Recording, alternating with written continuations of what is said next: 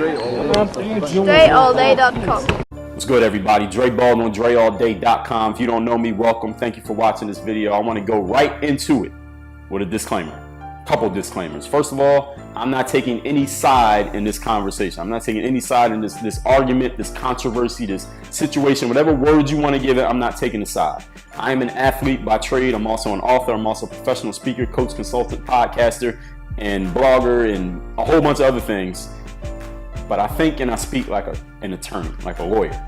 Meaning, this is what that means, is that I can argue both sides of any point. So if I have a topic and somebody says, hey, going to school was a great idea, I could argue that it's a great idea. I could also argue that it's a fucking terrible idea. Somebody says you should let your kid play football, I could argue yes, I could also argue no. I like to look at both sides of a situation as objectively as I possibly can, and that's what I want to do in this video. The point of this video is not for me to give you a conclusion. I'm not making this video to say, hey, the conclusion is this is right, or this is wrong, or this is good, or this is bad. The point is for me to lay everything out and how I see it and what it means for the people involved and what it would mean for me and what it could possibly mean for you. So I'm open to your opinions, your discussion, whether you think I'm right, you think I'm wrong, you think I'm a fucking idiot. I want to hear it down in the comments. Just be respectful in the comments of myself and others so I don't have to block your ass. All right, that's what I want to put out there. The reason I'm even talking about this, the reason this video even exists is because I was just talking to my lady this morning. I said, hey, did you see that Kaepernick was on the cover of GQ magazine as the Citizen of the Year? She said, yeah, I did see that. And we started talking about it. Now, yesterday, I'm recording this on, what is today, Wednesday? I'm recording this on Wednesday the 15th. Yesterday, I saw that on Twitter that Kaepernick was named the GQ Citizen of the Year. And when I first saw it, I said, okay, this is going to start a discussion. People are going to be talking about it. But I started wondering myself, why would they name him the Citizen of the Year? I mean, I haven't heard this guy say a word all of 2017. I haven't heard him say anything. I mean, I know he's doing things, but I haven't heard him talk. So what makes him the Citizen of the Year? Then I looked into what the article was about, and I see that he didn't even speak to them for the article. They got a bunch of other people who are, I guess, his supporters, saying positive things about him and what it means for the community and society and all of that. Cool. If that's what GQ wants to do, is their magazine. They can name him whatever they want to name him. I'm not for it. I'm also not against it. I'm neither. I am completely neutral. Okay. I may have to say that a couple of times here in this vid. But me and my lady start talking about it, and I start asking her, what do you think about it? And she said some things that I've heard many of Kaepernick's supporters say. And I offered her, I said, you know what, that point I see, that point not so sure, that point no, that point yeah. And we were talking about it for a while. And I also offered her, I said, okay, well, let me play devil's advocate, which is something that I tend to do a lot. If any of you know me personally, I can play devil's advocate very well. I said to her, well, what about this thing that the people who are against Kaepernick, what about this? Or what about that? Or what about these things? Or yeah, I see what you're saying there, but what about this angle of it? So after having this conversation, we talked for about an hour about this. I said, you know what? I'm gonna make a video on this point. And I started writing down all my points. So I got all my points written down here in front of me. And I want to talk about all of these points. And I want to be clear, as I said at the top of the video, I'm gonna lay everything out here. I'm gonna lay out everything the supporters of Kaepernick say, what they say, why it matters, if I agree with it or not. And I'm gonna lay out what the detractors or the haters of Kaepernick, whatever words you want to give them, what they say. If what they say, what it means, how it has played out in public, and if I agree with it or not. And then I'm gonna just give my overall analysis of this whole situation. This will probably be a long video. I want to be clear that, and y'all probably already know that by this point, those of you who into the quick thing, you just want me to quote unquote get to the point or just give you the information, whatever it is, this ain't the place for that. Okay, this is going to be like a think piece type of video. If I wrote this out in a blog post, should be 20,000 words. Okay, so I'm doing this on video instead of writing a blog post because it's easier, and a lot of y'all don't read any damn way. But anyway, let's get to the point. All right, shout out to all the readers out there. Let's get to the point, like I just said. Let's get right into it. First of all, some background. Colin Kaepernick took a knee during the NFL season in 2016 and got a whole bunch of attention. People said, Cat, why are you taking a knee? He said, because their bodies in the street. And he talked about police brutality, that he wanted to start a conversation. He wanted to get people talking about it and knowing that there's a cause out there that needs to be addressed by people. Cool. That's what Colin Kaepernick did. That's a fact that we can all agree with, right? We all on the same page. Nobody disagrees with me yet. He wanted to start a conversation. Next, this is where we start to get into the points that I want to point out to y'all. Now, the 2016 presidential election was happening at this time. The campaign was happening. The election happened in November, but let's say the season started, let's say September, he starts doing this, or it was kind of maybe August he was doing it. Hillary Clinton against Donald Trump for president. Now, Hillary Clinton had supporters in the athlete and the hip hop community, right? There were hip hop artists, most notably, I'm thinking Jay-Z, Beyonce, came out to support Hillary Clinton to help her, hopefully help her win the election. When Hillary was in Cleveland to do her campaigning, LeBron James, athlete, biggest athlete out there, at least in the United States, came out and supported Hillary Clinton. So the hip hop culture and the athlete culture were, at least the black athletes, were in support of Hillary Clinton. Now, at the same time, Kaepernick's doing this take a knee thing. There's some people making some noise about it. There's some people saying it's great, some people saying it's terrible, but it hadn't really bubbled up yet. Then November happened. In November, Donald Trump beats Hillary Clinton to win the presidential election. Now, at that point, I'm gonna tell y'all what I think.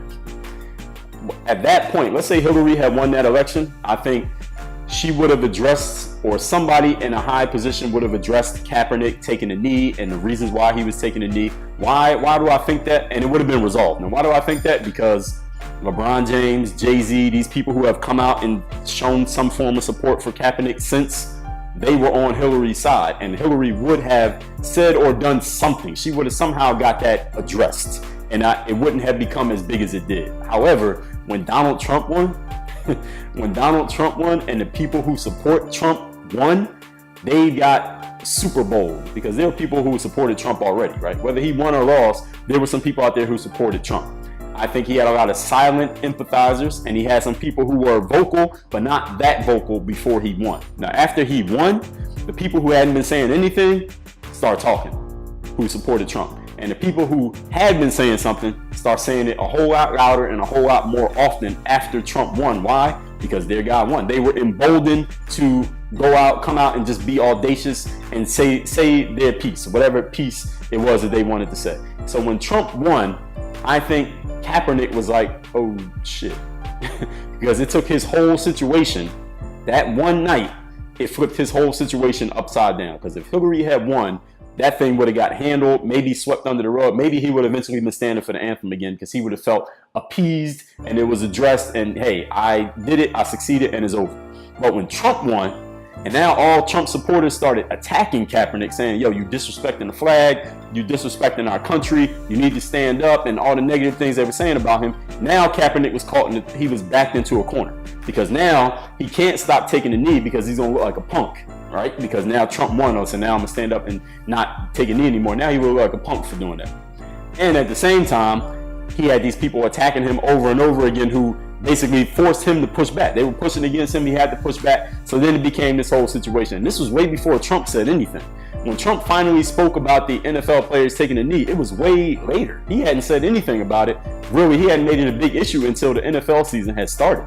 So it was all this time was going on, and Cap had to stick to his guns, or at least he was trying to, or at least it appeared he was, because the season ended, because this is November, so the season ended shortly after. His team wasn't in the playoffs.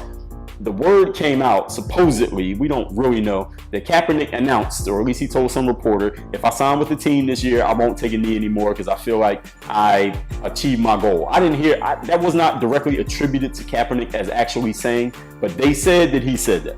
So whatever. Let's just say we're going to address Kaepernick's speaking and non-speaking in this video as well. But what happened is, the conservatives or the Trump supporters or the alt-right, whatever they call themselves, they turned this whole situation from police brutality to disrespecting the flag. We know that that's what happened. And then Cap did this in his free agent year. Colin Kaepernick took a knee the year that his contract was running out. And again, with that Trump-Hillary thing, this flipped his whole situation, and this whole situation ended up being him taking the knee, ended up being some bad timing for Colin Kaepernick. Ended up being bad timing for him. Now, maybe he really needed to say this when he said it. So timing be damned is what it was. Maybe this was a whole contrived thing that he was just going to do anyway to get attention. Either way, or somewhere in between, the timing was bad for him. Now, what I want to do now is I'm going to go down the line of everything. First of all, because I said this already, I like to argue both sides of a conversation. I'm going to tell you everything that Cap's supporters and his haters / detractors say, and I'm going to assess each point. Okay, I'm not saying these as if I agree or disagree or if I'm for or against. I'm just laying them out there so people understand what's happening, why it's happening, and what I think people should really take from what's going on in this whole situation. So let's get into what the supporters say. The supporters say a lot. They say, this is the first thing supporters say about Colin Kaepernick, is that he started a conversation, right?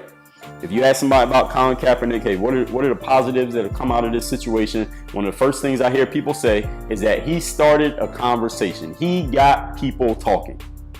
Okay? So the question then becomes, what did he get people talking about? And this is one of the biggest things for me when I look at this Kaepernick situation on a subjective way. What did he get people talking about? Because he said, I'm doing this because of police brutality, bodies in the street, black and brown people being mistreated in America. That's why he started it. My question to you then is, what is the conversation now? When's the last time, I don't know when's the last time I heard anybody talk about police brutality. When Colin Kaepernick's name gets brought up, nobody's talking about police brutality or bodies in the street or how black and brown people are mistreated. Nobody's talking about any of that. Every time I hear Colin Kaepernick's name get mentioned, they're talking about Colin Kaepernick. Whether he should have a job, whether he's being blackballed, if he's going to win this lawsuit that he has against the NFL, whether he's better than somebody else who got a job in the NFL. Every time Colin Kaepernick's name gets brought up, the conversation is not about police brutality. The conversation is about Colin Kaepernick. So on that point, just on that point alone, I have to give this an F, a major fail. He failed. Because it was supposed to be a conversation about police brutality. It turned into a conversation about Colin Kaepernick. I don't think he meant to do that on purpose, but that's what happened. And as Robert Greene, my favorite author, talks about, it is not about people's explanation of their intention. It is about the outcome of their actions. His action led to a conversation about him, even though his intention was a conversation about black people. This is just what it is. And if I'm wrong about that, tell me that I'm wrong, but I am pretty sure that I'm right. Let's get to the next point. And again, this is not for me to detract from Cap, but this is the truth. This is what I'm seeing. If I don't see this correctly, let me know that I'm seeing something different. Let's get to the next point that the supporters said. Supporters say Colin Kaepernick is giving money to causes. He decided to pledge his own money to causes, even though he doesn't have a job in the NFL right now. And I like what Kaepernick, on this point, I really like what Kaepernick's doing. He pledged to give $1 million. I went to his website today when I'm recording this. I'm recording this yesterday to y'all, but today he's given, it was at $900,000 he had given to this point.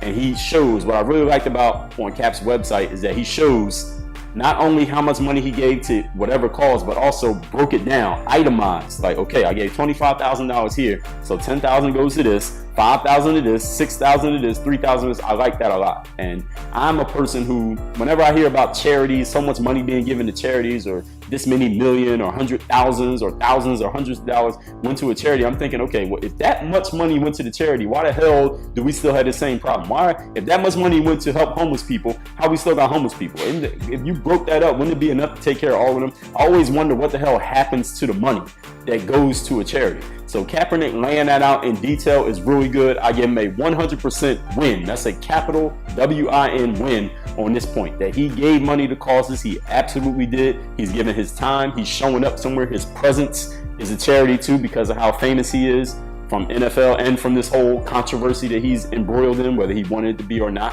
His presence is a charity, his money is a charity, and he's actually being accountable for it and making sure the people he gives money to are accountable for what they do with it. I respect that 1000%. I admire that. He gets a big win on that point. Next point. People say, and this is again what the supporters of Colin Kaepernick say, they say, well, look, he did the right thing.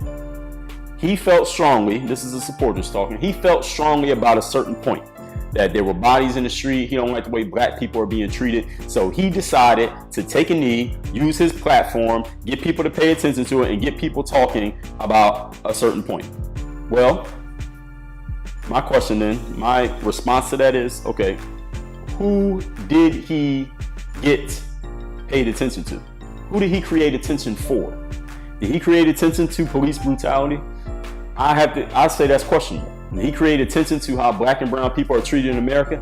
I would have to say that's questionable. Now, what he actually did, if we look at this, what did this whole thing achieve of him taking a knee? What actually came out of it? If you're a supporter of Kaepernick, and I'm not Again, I'm not detracting from the guy. I'm just going down the points. If you're a supporter of Kaepernick, what could you say he actually achieved in doing his protests?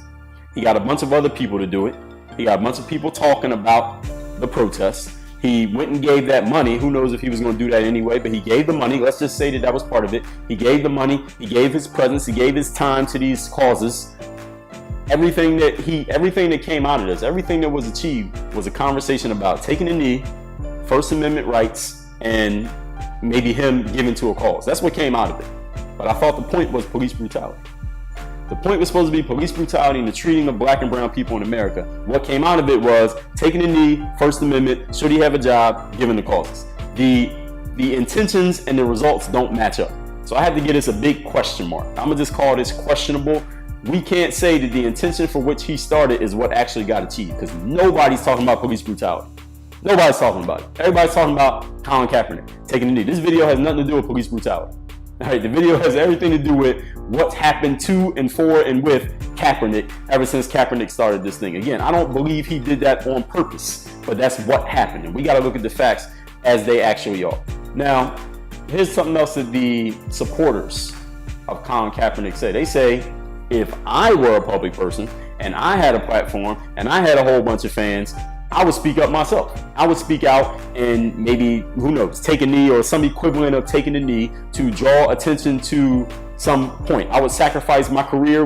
And I asked him, would you sacrifice your career the way that he may have sacrificed his career? Who knows? Maybe he'll sign with a team today when I'm putting this video out. Hopefully he does. If he wants to play and a team wants him, he should sign with a team. But maybe he won't play in the NFL ever again. So possibly sacrifice your career. I asked a supporter, hey, would you put your career on the line for a situation, some situation that you felt really strongly for or something like that? And people say, yeah, I would sacrifice my career. You know, I gotta do what I gotta do is more important than a career. You know, some things are bigger than a job. Some things are bigger than a title. Some things are bigger than a career or whatever things they say.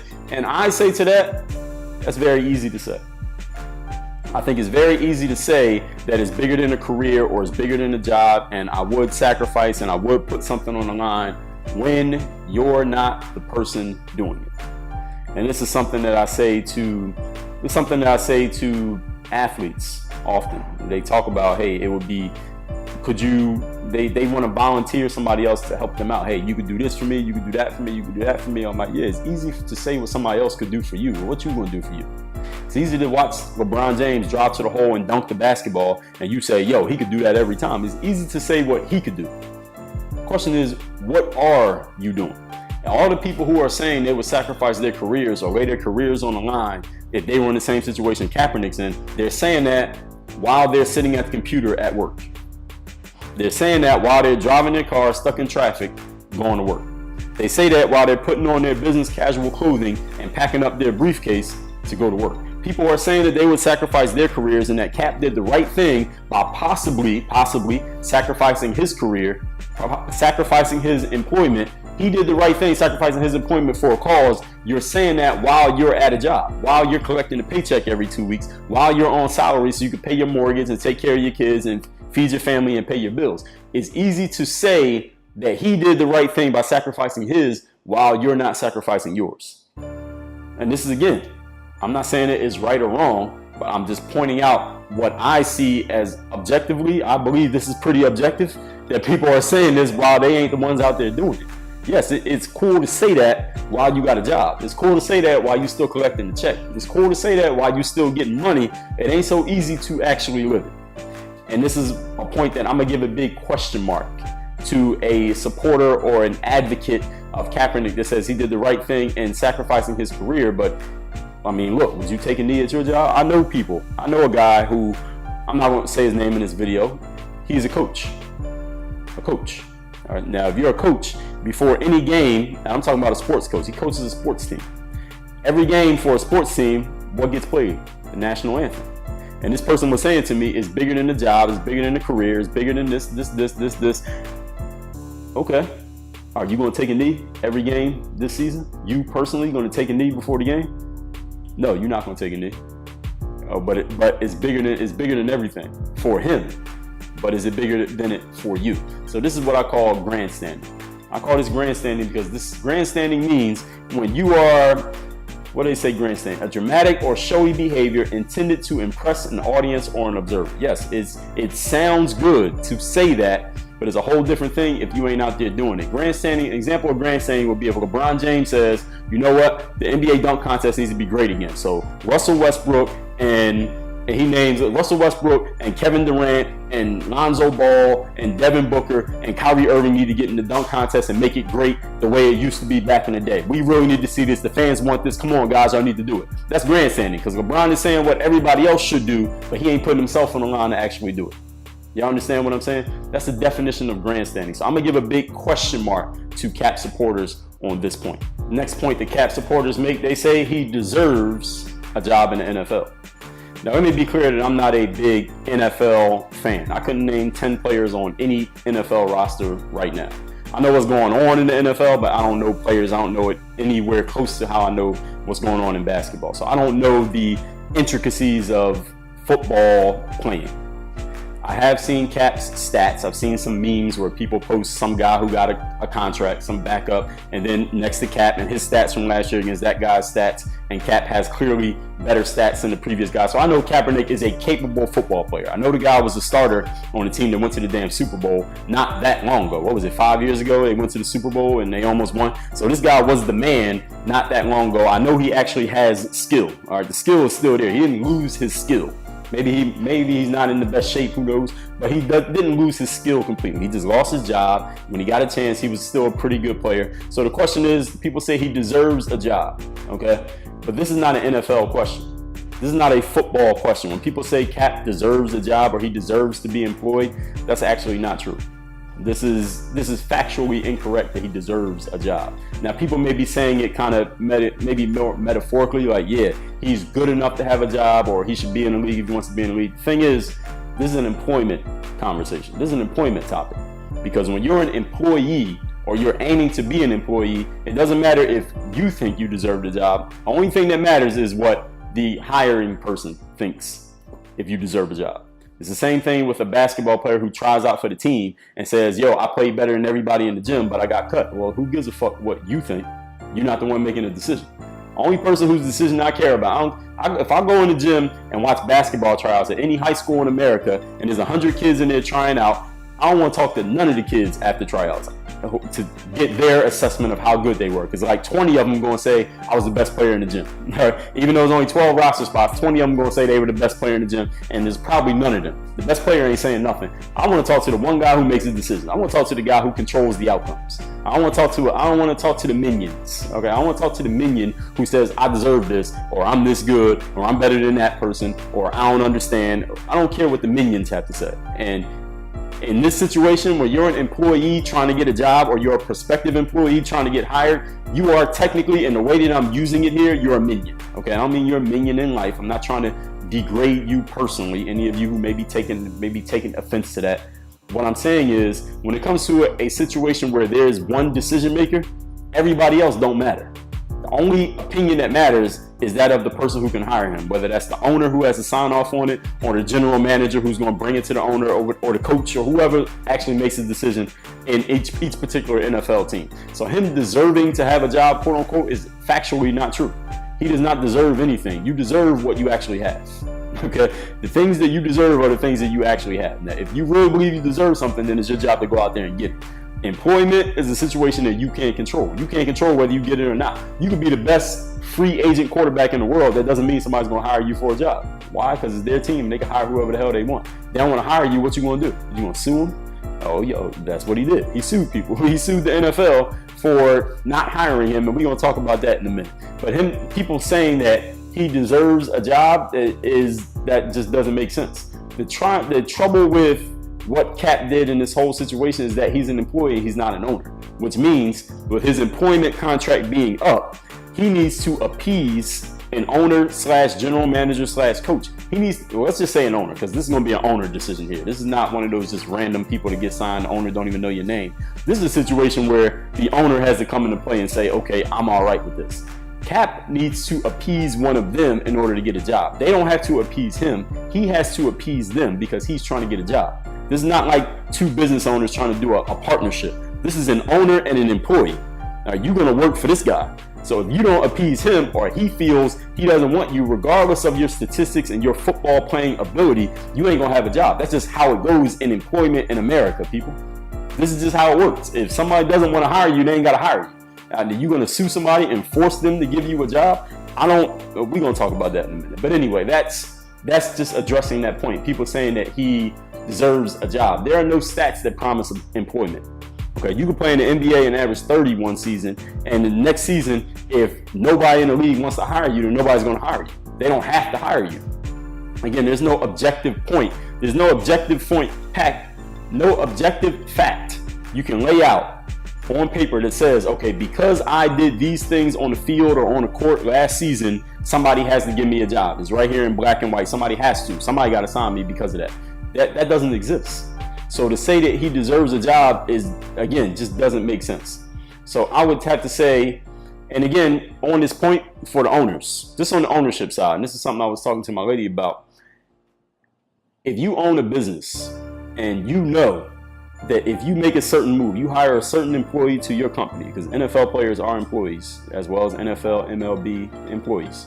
You know that if you hire a certain employee, a chunk of your client base is going to stop patronizing your business. You got to consider that.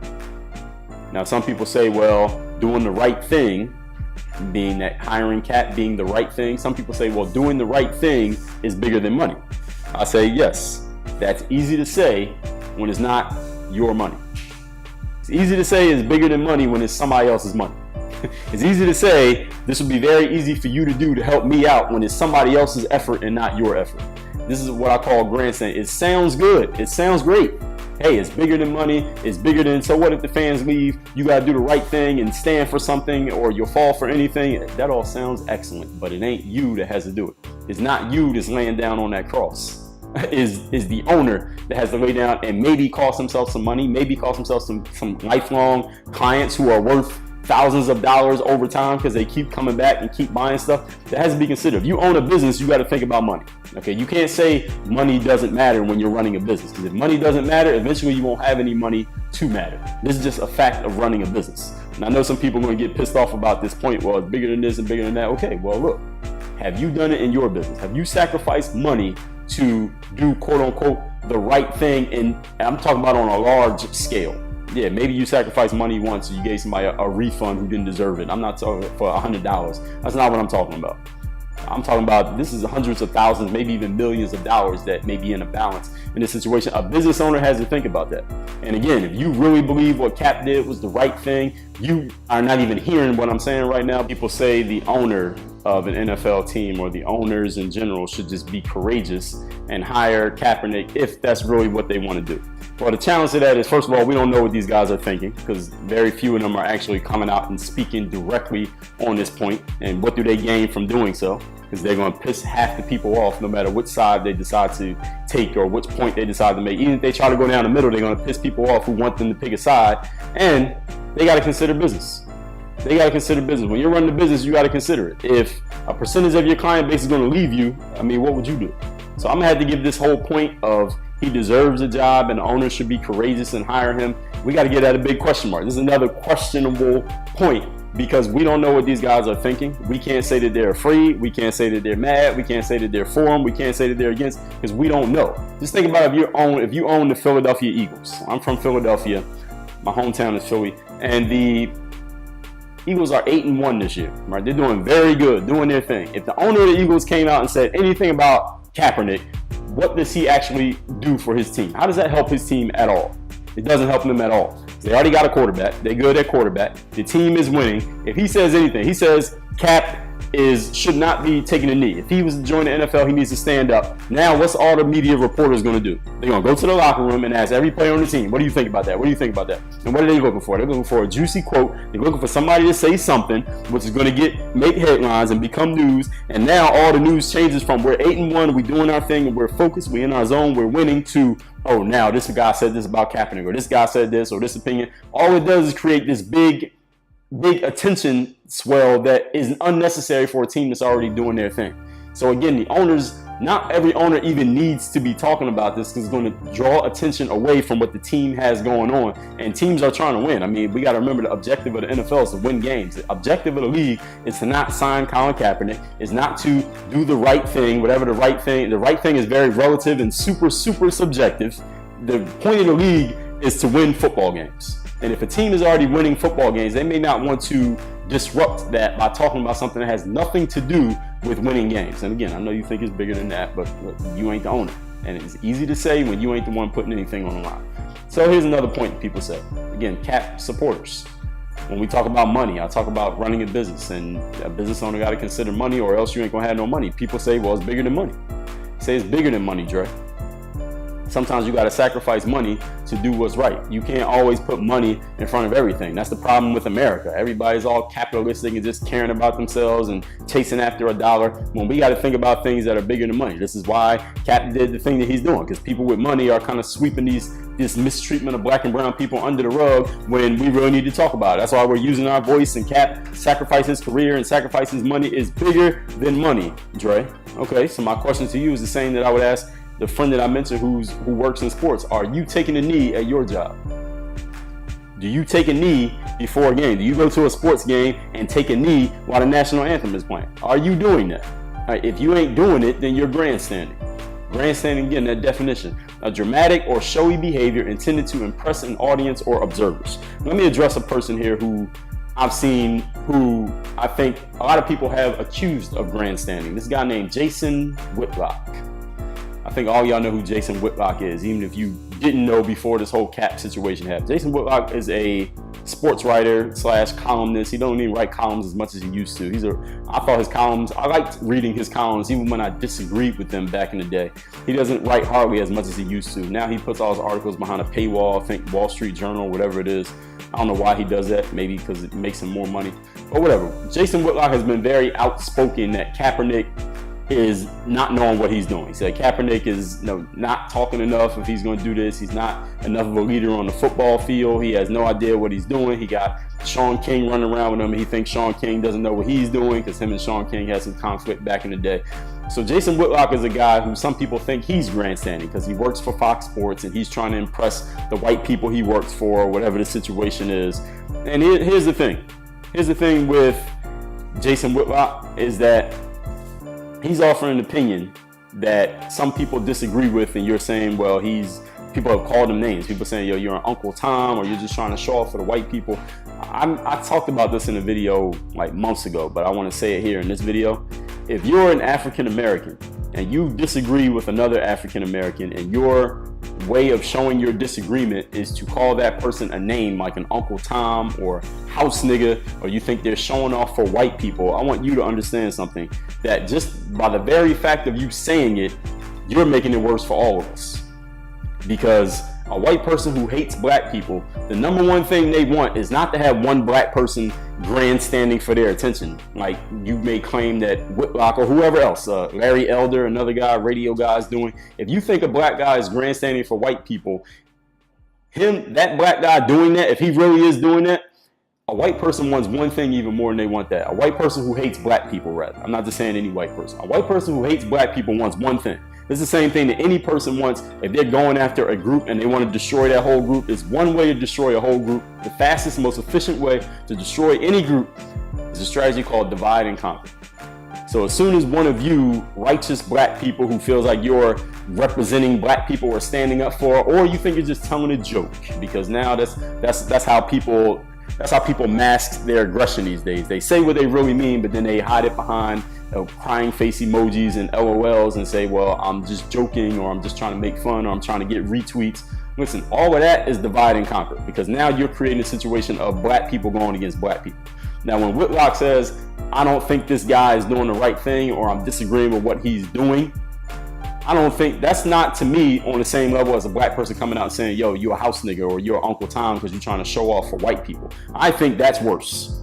Saying that somebody's trying to show off for white people is worse than saying, oh, you're wrong for disagreeing with another black person. It's okay for people to disagree and have a conversation. And that's going to take me to another point that I'm going to make in a minute. But I just wanted to make sure I put that out there, because he's been one of the most outspoken against Kaepernick people, maybe the most outspoken against Kaepernick person out there. And I've seen on social media just a lot of people flying off the handle saying reckless stuff, or at least what I would consider to be reckless about him through social media, and it's kind of like disposable because it's a tweet or because it's an Instagram or whatever, a video, whatever it is that you're doing. Like, all it is doing is creating more of the conflict of blacks going against blacks. So if you think he's doing that, why would you contribute to it?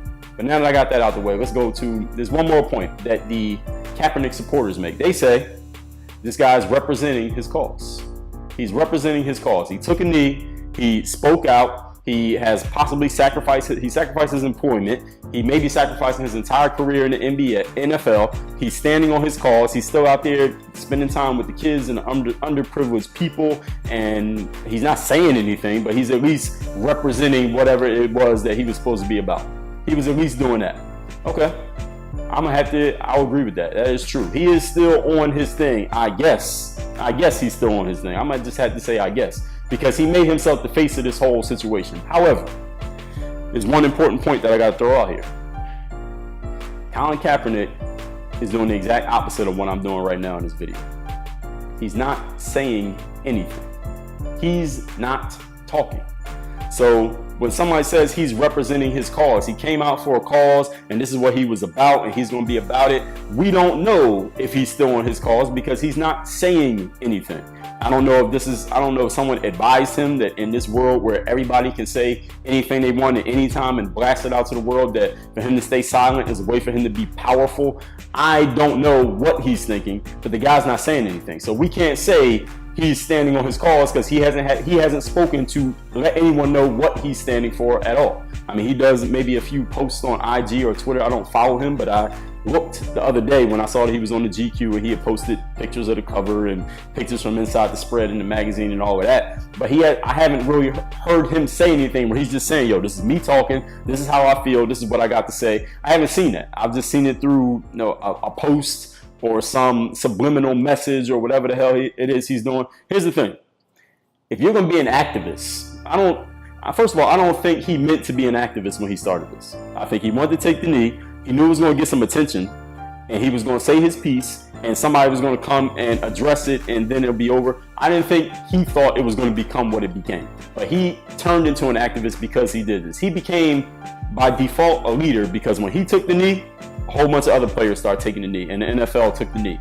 Players I don't know if any baseball players took a knee, but there were players in college and players in high school who were taking knees and doing things in games after Kaepernick did it, right? So he became a leader by default because he did it first, and then a whole bunch of other people started doing it. So that's what makes him a leader. Here's the thing, though. If you're going to be a leader, you got to lead.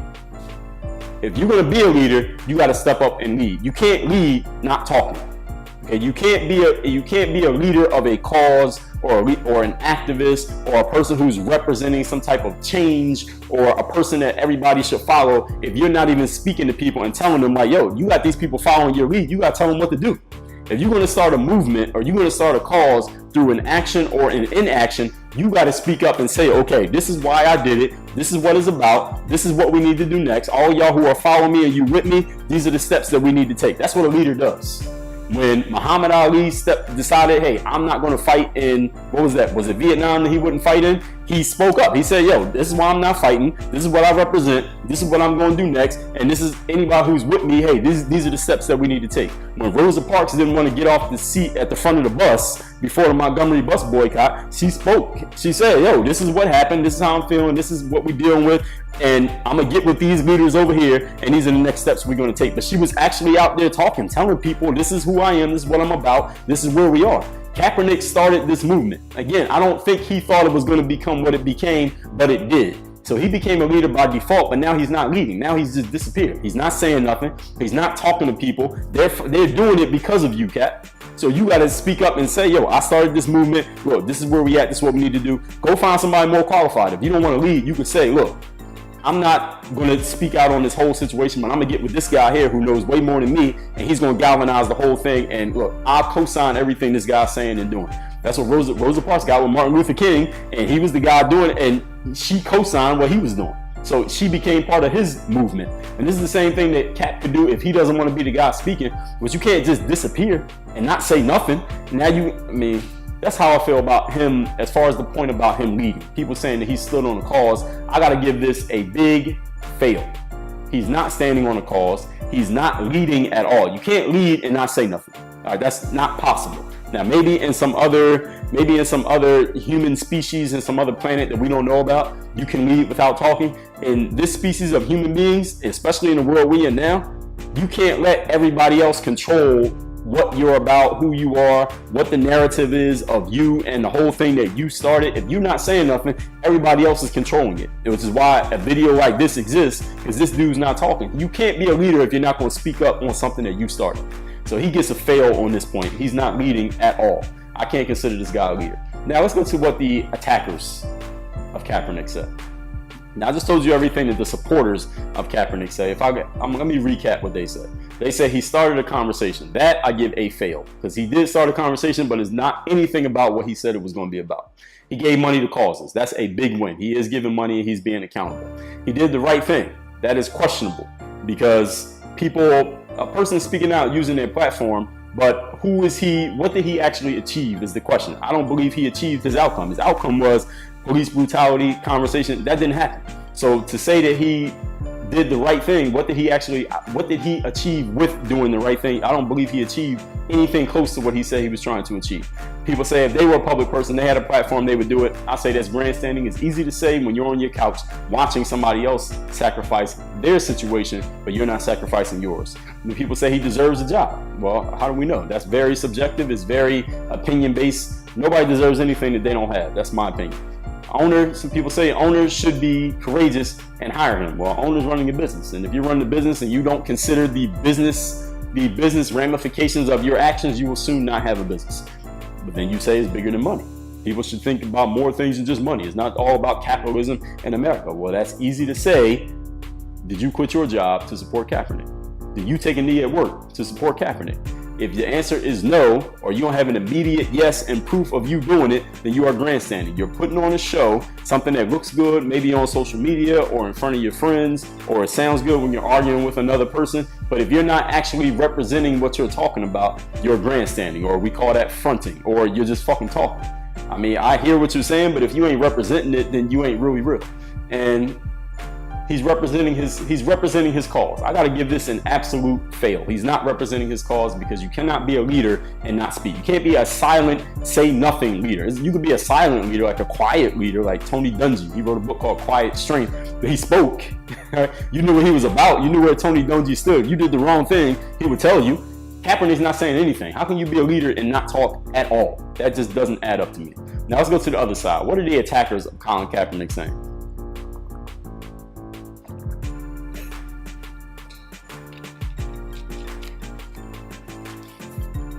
Good news is the attackers of Colin Kaepernick are not saying a whole lot of things. Here's the number one main point, most important thing.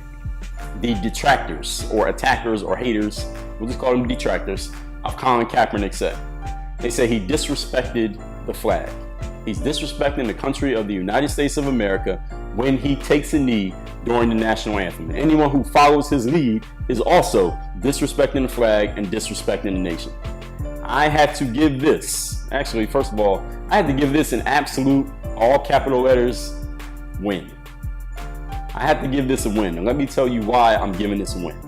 This move by the detractors of Kaepernick was and is, because it's still going on, a masterful turning of the tables that they did on this entire situation.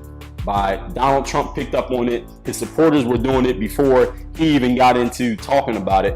And I want to be clear. This whole thing, again, Kaepernick taking the knee, his point, he made it clear, is to protest police brutality and the treating of black and brown people in America. He never ever said, I'm taking the knee to disrespect the flag. I'm taking the knee because I hate America. He never said any of that. So this is 100% factually incorrect what the attackers are saying. What the attackers say is that the attackers of Kaepernick says he's taking the knee to disrespect the flag and disrespect the country. That's factually incorrect. That's wrong, 100% wrong. But you're asking me then, Dre, if it's 100% wrong factually, how are you giving it a win? Here's how. There's a guy named Scott Adams who just wrote a book called Win Bigly: Persuasion in a World Where Facts Don't Matter. And one of the main things that I heard Scott on an interview recently, he said, The hardest thing for a lot of people to understand is that your factual points are not what win a situation in the long run.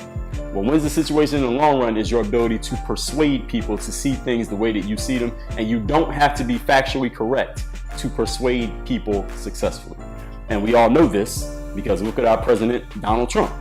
I've seen Donald Trump say things on Twitter, and then I saw somebody reply to it with factual proof that what he said was factually wrong. It was completely wrong. It was black and white. That is actually factually incorrect, not true, but it's still working. He said things that are factually wrong, but he's still getting the results that he wants to get. He still got himself elected. He's still the president of the United States. Whether you agree with him or disagree with him, he doesn't have the facts straight often. But he's still doing things and getting things done because he has the ability to persuade. The masterful move that the attackers/detractors of Kaepernick did was flip the whole conversation on Kaepernick and turn it from police brutality to disrespecting America. This was a checkmate. I have to give this is maybe the biggest win that happened in this whole situation, was the checkmating of Kaepernick and his whole cause. They took these people who did not like Kaepernick doing what he did, took the whole situation.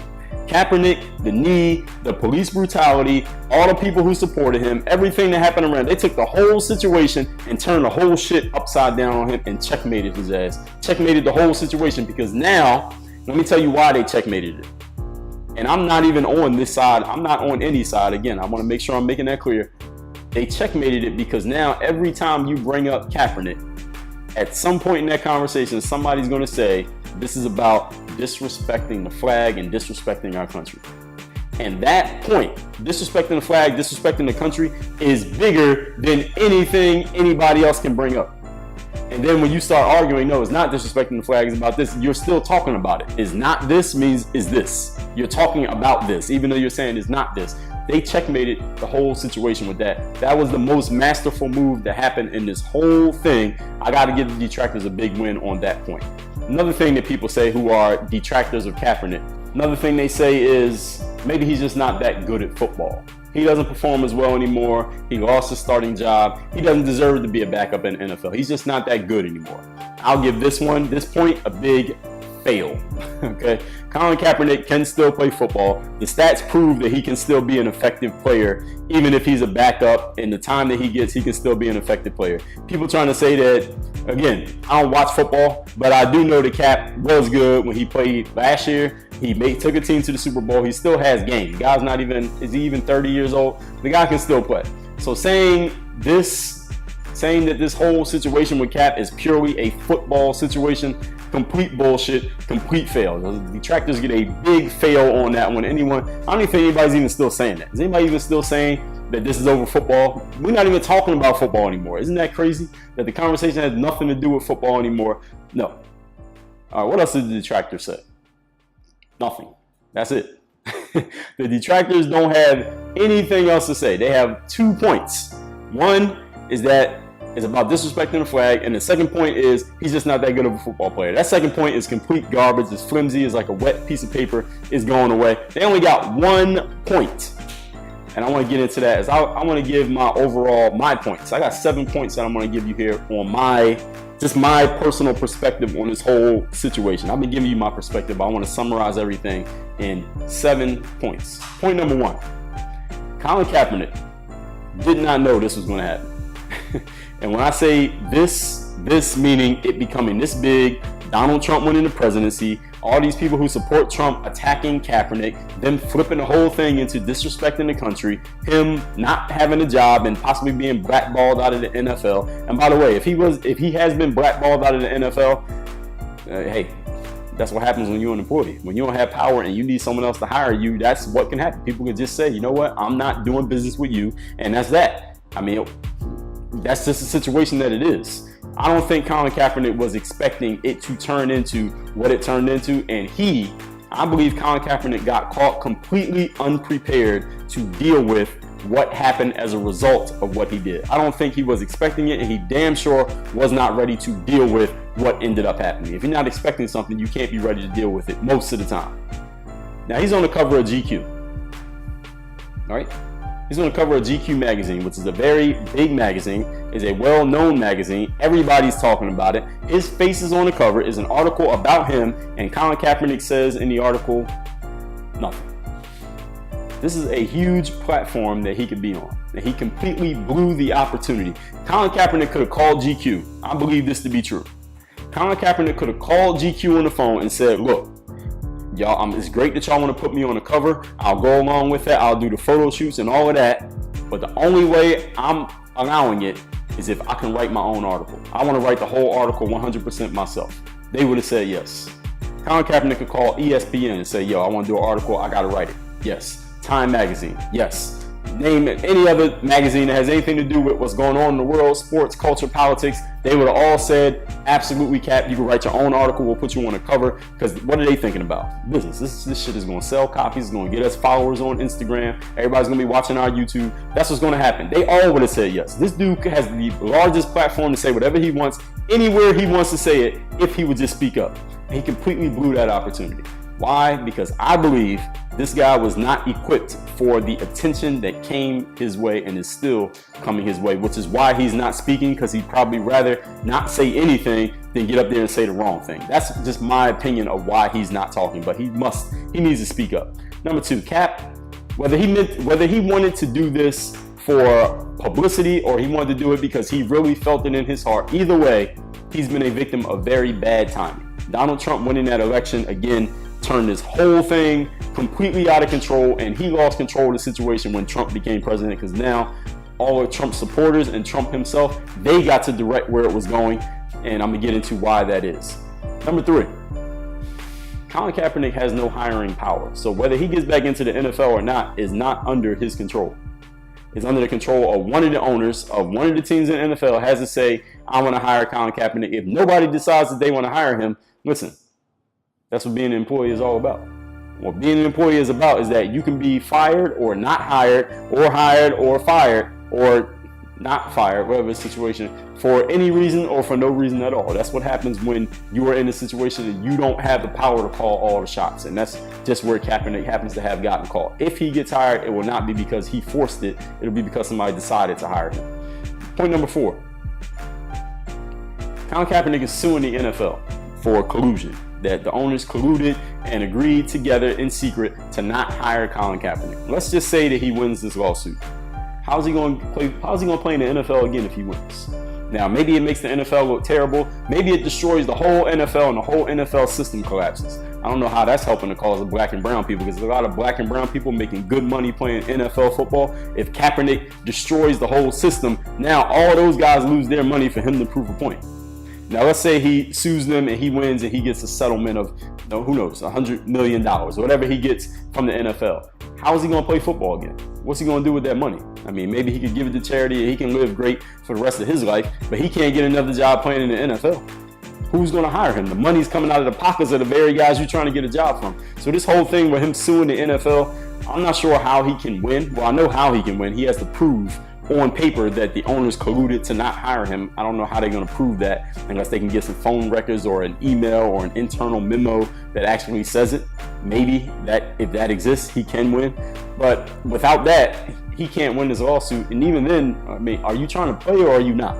Do you want to be in the NFL? You want to be an activist? What is it that you want to do? Nobody knows because this guy's not saying anything. So this whole suing the NFL thing, I just don't understand this.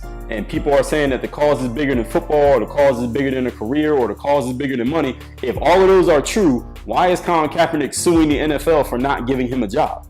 If the cause is bigger than a job, why are you suing to get a job? If the cause is bigger than money, why are you suing to go work somewhere where you get paid money? If the cause is bigger than a career, why are you suing to get your career back, or suing for the fact that they have colluded to stop your career? If the career is smaller than the cause, then what the hell are you even doing suing for? Is it just to prove a point?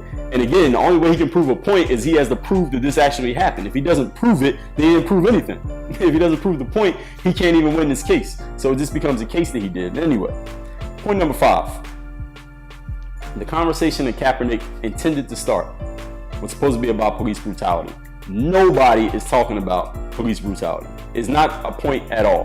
Colin Kaepernick and his cause were completely checkmated by the people who hijacked this whole situation and turned it from police into disrespecting the flag. And that right there is the biggest L that the whole Kaepernick situation took, was that it got flipped like that. Because, and I'm gonna tell you why it got flipped like that.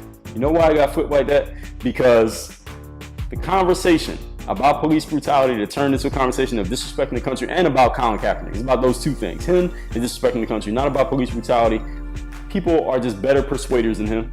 They're better speakers than him. I think they're more eloquent than him. They are more articulate than him. They got maybe a larger vocabulary than him. They know how to galvanize an audience better than him. How do I know all these things? This guy ain't saying nothing. He's not talking. So his whole cause, because he wasn't out there pushing the cause forward, somebody else took the cause and said, okay, I'm gonna make it about what I want to make it about, since he ain't gonna do nothing. And that's exactly what they did. Now his cause got turned into something other than what it was supposed to be. Now anytime you bring it up, they can just throw that in your face and there's nothing you can do about it, because the guy who started it ain't saying nothing. I believe this is, to me, Colin Kaepernick, I believe he did his supporters a severe injustice here. I think he did them an injustice by not standing behind what he started and allowing them to kind of flail about who's the leader of this whole thing. The whole of Colin Kaepernick's, the people who are really for him, I saw that the black leaders, church guys who said, hey, we're not watching the NFL this year. There are guys that Kaepernick confides in. There are NFL players that he still talks to, whoever his inner circle is. Who's the leader? Who is the leader who is leading this whole thing? We know who's the leader on the other side of it. Now we got Donald Trump. He's the leader of it. He's the one who came out and said, those assholes, they need to get fired, out of here, off the field, can't play anymore. He's the leader over there. Who's the leader on Kaepernick's side? Who is the leader of this conversation? I have no idea. I'll go to my Twitter feed every day. I have no idea who the leader of this situation is. It should be Kaepernick, the guy who spoke out, the guy who sacrificed, the guy who is the reason this all began, but he's not saying anything. How can you lead and not talk? Now there's no leader. No wonder the other side has turned the conversation the way they did and turned it into something other than it was. There's no one over here to keep it where it needs to be. Do y'all understand that? And point number 6, if you're going to start something, you got to lead. You got to stand behind the shit that you started. I came out in 2009 and said, work on your fucking game. When somebody says work on your game or work on your fucking game, it's going to come back to me. Why? Because I started it, even though I wasn't trying to start a brand or a movement or none of that back then. I just said it because that was actually the point that I was making, work on your fucking game. But when people picked up on it and I said, okay, this is actually a thing, I had to stand behind that. Why? Because I started it. I started it and people start following it. I said, okay, I just got myself some followers because of this thing that I said, even though I wasn't trying to do that. Because it's here, I gotta lead the situation. If you gonna have unprotected sex and you get a woman pregnant and you have a kid, you can't just disappear and say, yo, I'm not gonna deal with the situation. You created the situation, you gotta deal with it. That's what leadership is about. This dude started the situation and he has been an absentee father to his situation. Colin Kaepernick's been a deadbeat dad to the cause that he started. This is a fact. This guy's a deadbeat dad to the cause that he began because he wasn't expecting it to turn out the way that it did. In other words, he got a chick pregnant that he went up in Raw, that he met at the club, and now he don't want to have nothing to do with the kid. That's just the way that I see it. If I got that wrong, let me know. And point number 7.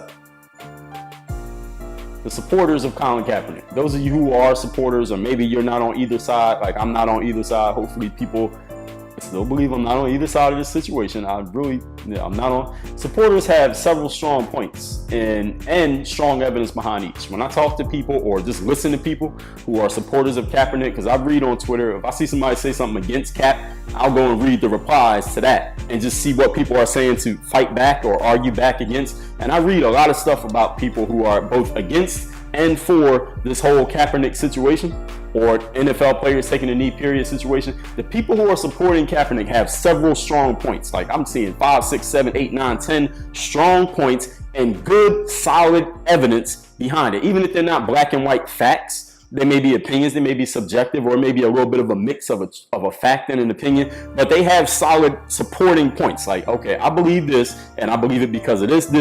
I believe this because of this, and this. I believe this, and they have all these points. It's like a lot of stuff they got laid out, the supporters of Kaepernick. While the people on the other side of the situation have 1 point.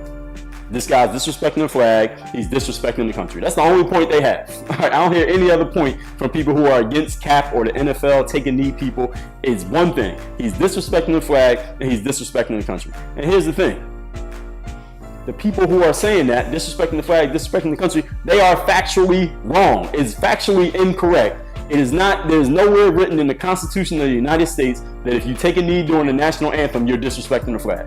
There's nowhere written anywhere in the bylaws of this country that it says taking a knee during the national anthem is disrespect to the United States of America. There's no law that you can be arrested for or taken to court for that says you must stand during the national anthem. You are, when you go to a sports game, the announcer on the loudspeaker, what does he say? He said, "We ask that you stand and remove your hats from the national anthem." They ask. They're not telling you. You're not forced. You don't have to. It is factually incorrect that taking a knee is a disrespectful act toward the country of the United States and the flag of the United States. Do you know that? It is factually wrong. However, the people on that side still are controlling this whole conversation. They still control the whole conversation despite the fact that they are not even stating a fact. That's crazy, ain't it? Which is why that book that I mentioned by Scott Adams, Win Bigly, is the next book that I'm going to read after I finish reading my current book, because I could use a whole lot of that just trying to flip my mind, at least be able to flip back and forth. Because me, as I told you at the top of this video, I think like a lawyer. I speak like a lawyer. Like, I'll break things down point by point, objectively, this side and this side. I'll argue both sides of an argument. I try to isolate facts. When I talk to people, I tend to, not even always on purpose, I tend to back people in the corners verbally when I'm talking to them. Like, hey, you said this, or no, you said that, then you said this, and break things down letter by letter. That's just the way that I think. I think in terms of facts and opinions often. But this whole point that Scott is making in his book, which is why he predicted back in 2015 that Trump was going to win the election, is that you don't have to have the facts to prove your point. You don't have to have the facts to get people on your side. You don't have to have the facts to get your way or to win, period. Anything you want to win, you can win without being factually correct at all. That's why I got to read that book next. And I suggest y'all read the book. I don't even know Scott. And Scott, if you sold a lot of books as a result of this video, listen, send me a check, drop the bag. But anyway, everybody, this has been a long fucking video. These are the kind of videos I like to do. I like to do videos like this where I kind of break things down to the smallest detail and really give you not only objectively what I'm seeing, but also subjectively what I think about the things that I see. And I want to hear you all's opinions about this. Leave it down there in the comments. Again, just be respectful in the comments. Don't be disrespectful towards anybody or me, because I want to have to block your ass out of here, because I will without warning. And that's that, everybody. I appreciate, if you watch this whole video, please leave a comment. Tell me that you watched the whole video. And y'all see it. Work on your fucking game. My name is Dre All Day. If you just watching me for the first time, subscribe, follow me. I got a podcast called Work on Your Game. Get on it. It's every single day. iTunes, SoundCloud, Stitcher, Google Play. It's the best thing in audio recording history. Work on your game. DreAllDay.com.